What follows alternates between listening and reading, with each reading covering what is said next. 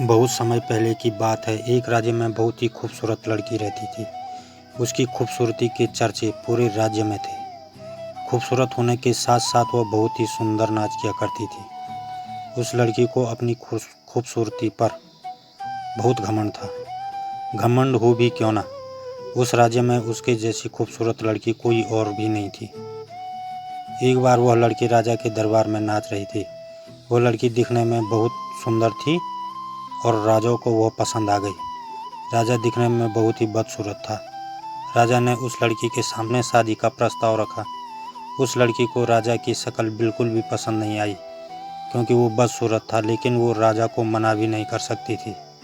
उस लड़की ने राजा से शादी के लिए हाँ कर दी और साथ ही एक सवाल पूछने की इजाज़त मांगी। राजा बोला, ठीक है, तुम्हें जो पूछना है पूछ सकती हो। उस लड़की ने राजा का मजाक उड़ाते हुए उनसे पूछा, महाराज, जब हुस्न और खूबसूरती बन रही थी तो तब आप कहाँ थे?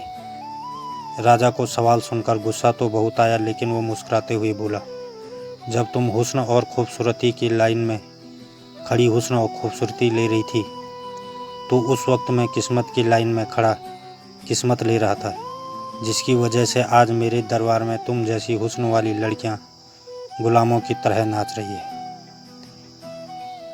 इसलिए तो किसी शायर ने खूब कहा है, हुस्न न मांग नसीब मांग ए दोस्त, हुस्न वाले अक्सर नसीब वालों के गुलाम हुआ करते हैं। कहानी हमें ये सिखाती है कि आप जैसे भी दिखते हैं या आप जैसे भी हैं और आपको लगता है कि आपके पास जो भी है वह दूसरों से कहीं बेहतर है, तो कभी भी उस बात पर घमंड मत कीजिए।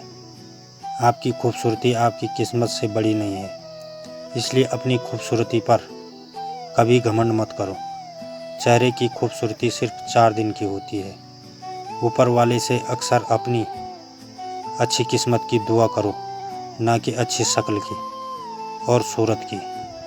किस्मत के सामने किसी की नहीं चलती और किस्मत बदलने में देर नहीं लगती। कभी कभी सच्चे दिल से की गई मेहनत भी रंग नहीं लाती और उसका कारण हमारी बुरी किस्मत भी हो सकती है। और साथ ही कर्म करना कभी मत छोड़ो। कर्म करने से किस्मत बदली जा सकती है। ये कभी मत सोचना कि जो किस्मत में लिखा है वही होगा, या भाग्य से ज़्यादा कभी किसी को नहीं मिलता, बल्कि हकीकत तो यह है कि सही वक्त पर सही जगह पे होने के लिए आपको कर्म भी सही करने पड़ेंगे। धन्यवाद।